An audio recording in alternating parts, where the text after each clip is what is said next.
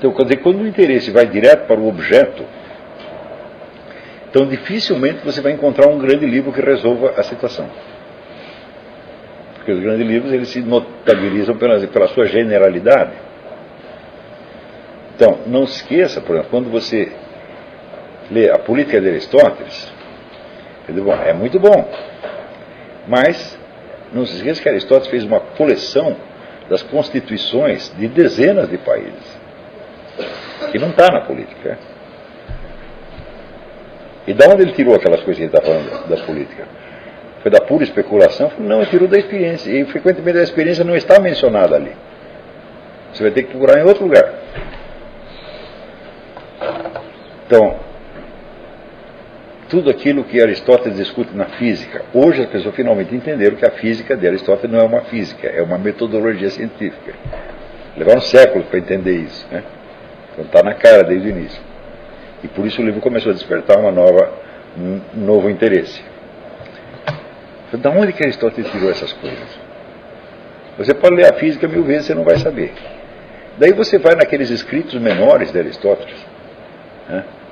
Que fala sobre os animais, sobre a meteorologia, etc. Daí você diz, 80% do que o cara escreveu são observações científicas, que ninguém lê. O pessoal só lê as grandes obras de Aristóteles. Eu falei, sim, mas o que ele está falando das grandes obras, ele tirou daqui. Entendeu? Então, Aristóteles era eminentemente um cientista natural, e secundariamente um filósofo, né?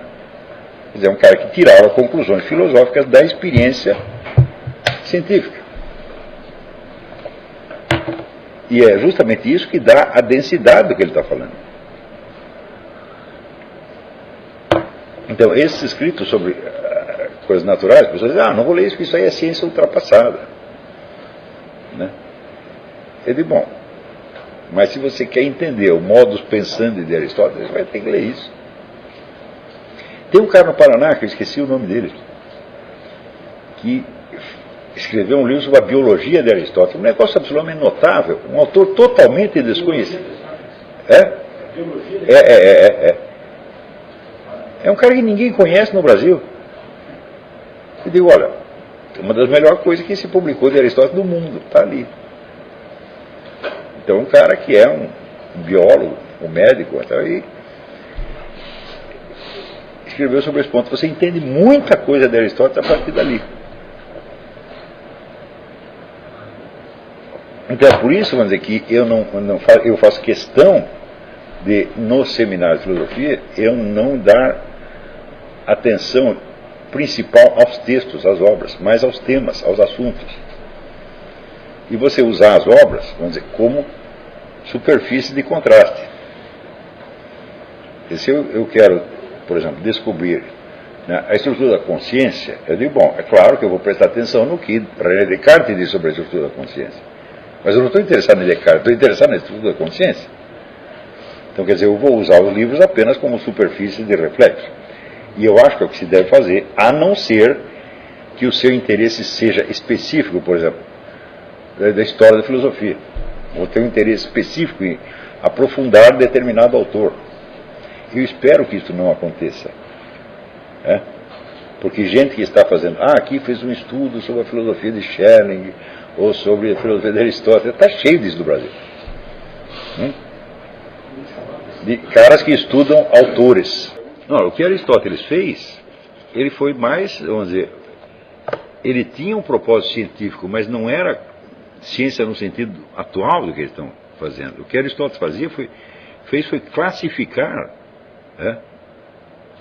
as obras tal como ele as via. E ver que havia regras imanentes ali, regras não escritas, por assim dizer, que davam a chave desses enredos, né?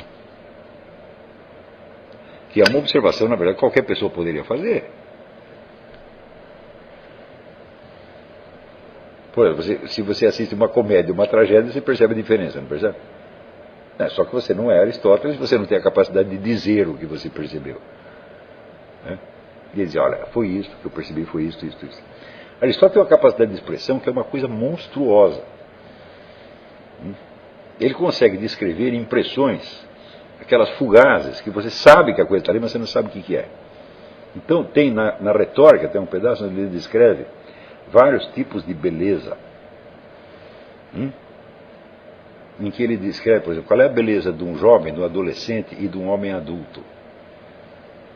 Ele diz, a beleza do homem adulto tem que ter um elemento vagamente atemorizante.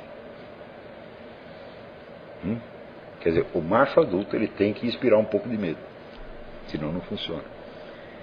Daí eles perguntam, o que é a beleza de um velho? Ele diz, é aquela que não inspira piedade.